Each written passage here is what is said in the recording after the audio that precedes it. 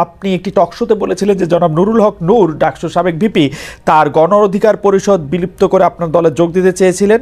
এই বিষয়টি অস্বীকার করে নূর উল্টো অভিযোগ করেছেন 10 কোটি টাকা ও এমপি পদের প্রলোভন দেখিয়ে তার দল থেকে কয়েকজন ভাগিয়ে এনেছেন আপনারা।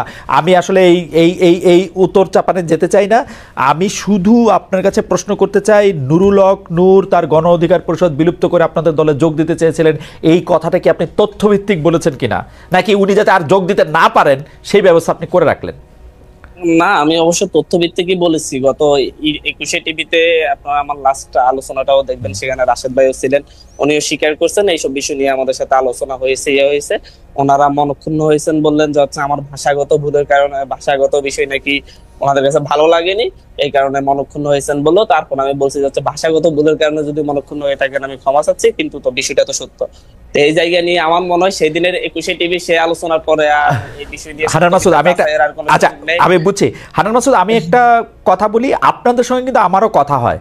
তাহলে কোনো এক পর্যায়ে যদি এরকম হয় যে আপনার সঙ্গে আমার একটা কথা চলতেছে আপনাদের দলে আমি যোগ দিব কি দিব না, সেই সময়ের মধ্যে আপনিও কি এটা বলে দিবেন যে আপনার দলে আমি যোগ দিতে চেয়েছিলাম? না, এটা বলা তো উচিত হয় নাই। সেটা আমি সেদিন 21 টিভিতে নিজে বলছি যে হচ্ছে এই ক্ষেত্রে আমার সিনিয়ররাও আমাকে বলা উচিত করেছেন যে হচ্ছে বলা উচিত নাই। বলা উচিত হয় না, তাহলে আর দুই কথা নাই। জনাব হান্নান মাসুদ, আপনাকে ধন্যবাদ। আমি একটু রাকিবের কাছে যেতে চাই। রাকিব,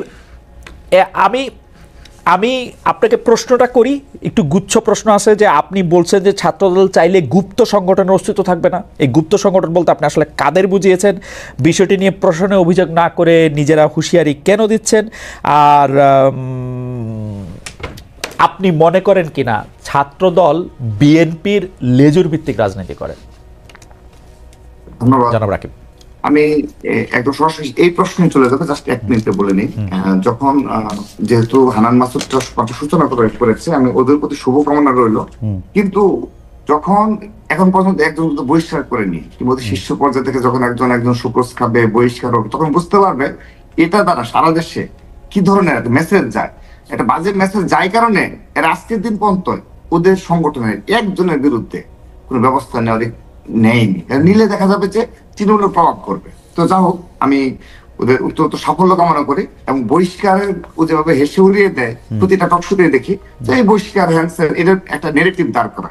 তো এটা যখন নিজ দলে 100 নেতাকর্মীর বিরুদ্ধে অভিযোগ অলরেডি হয়েছে, অনেক ব্যবস্থা নেওয়ার মতো শতাধিক অভিযোগ রয়েছে, একজনকে নেয়নি, কারণ ওই যে বাজে মেসেজ যাবে। কিন্তু ঠিক আছে, নেগেটিভ দাঁড় করা। দ্বিতীয়ত আরেকটি বিষয় বলি, হান্নান মাসুদ সহ যারা এই নিজ নিজ আসনে যেখানে এমপি স্বপ্ন দেখে, সেখানে যদি 7 মাসে 1 থেকে 2 বার গিয়ে মনে করে ঢাকায় বসে বসে আমি এমপি হয়ে যাব, এটি কিন্তু খুবই ষড়যন্ত্রমূলক ভাবে সাধারণ জনগণ দেখে থাকে, এলাকার জনগণ, যে তার সত্যি কোথায় আমাদের কাছে আসছে না, আমাদের সাথে কথা বলছে না, আমাদের সুখে দুঃখে নাই, তাহলে সে ঢাকায় বসে বসে 7 মাসে 2 বার কে কিভাবে রাজনীতি করবে সেটা তো আপনি বলে দিতে বা ঠিক করে দিতে পারেন। জনগণের মনোভাবটা বাংলাদেশের যে রাজনীতি এটা, সেটা যে সাধারণ জনগণের কাছ থেকে তাদের দুঃখ দুর্দশা সম্পর্কে অবহিত। ওকে, আপনার সাজেশন ওনারা শুনতেও পারেন, নাও শুনতেও পারেন, এটা ওনাদের ব্যাপার।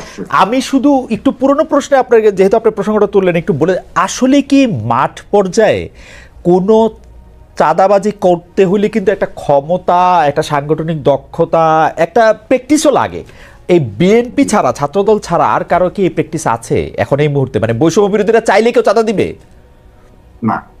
এটা তো বিভিন্ন নিউজে আসছে যে বৈষম্য বিরুদ্ধে অভিযোগ আসছে। আমি তো ভাই ওই বিষয়ে স্পষ্ট করেছি যে অবশ্যই কিছু বিপদগামী দলীয় নেতাকর্মী রয়েছে, তাদের ব্যবস্থা নেওয়া হচ্ছে। অল্প কিছু যদি নেওয়া না হয়ে থাকে সেটা নেওয়া হবে, কিন্তু আপনি এই বিভিন্ন এলাকায় প্রভাবশালী গোষ্ঠী থাকে, প্রভাবশালী পরিবার থাকে, এবং সন্ত্রাসীদের কোনো দল নেই, এটি আপনাকে মনে রাখতে হবে। আমরা সেটা অন করি, আমরা সেটা মুখে না, আমাদের শুধু বক্তব্য না, আমরা সে সাংগঠনিক ব্যবস্থা নেওয়ার মাধ্যমে এবং দল থেকে ছিন্ন করার মাধ্যমে সেটা নিয়ে থাকি। আপনি আমাকে বলেছেন গুপ্ত সংগঠনের বিষয়ে প্রশ্ন করেছেন ভাই, আমি স্পষ্টভাবে বলছি, বাংলাদেশে এই আগামীতে যে ছাত্র রাজনীতি ক্যাম্পাস গুলোতে অব্যাহত রয়েছে এবং জুলাই আগস্টের পরবর্তী বাস্তবতায় এখনো যারা এই ধরনের গুপ্ত রাজনীতি চালিয়ে যাচ্ছে, তারা সাধারণ শিক্ষার্থীদের সাথে অপর ছাত্র সংগঠনের একটি দূরত্ব তৈরি করছে। এবং ভবিষ্যতে কারা তারা? ছাত্র শিবির, ইসলামী ছাত্র শিবিরের কথা এবং বলেছেন, হ্যাঁ এবং সেগুলো কিন্তু অবশ্যই ভবিষ্যতে আপনার অতীতের ধারাবাহিকতা ভবিষ্যতেও কিন্তু সাধারণ শিক্ষার্থীর একটা বাজে মেসেজ যায়, কারণ কেউ না কেউ তাদেরকে ট্যাগ দিবে।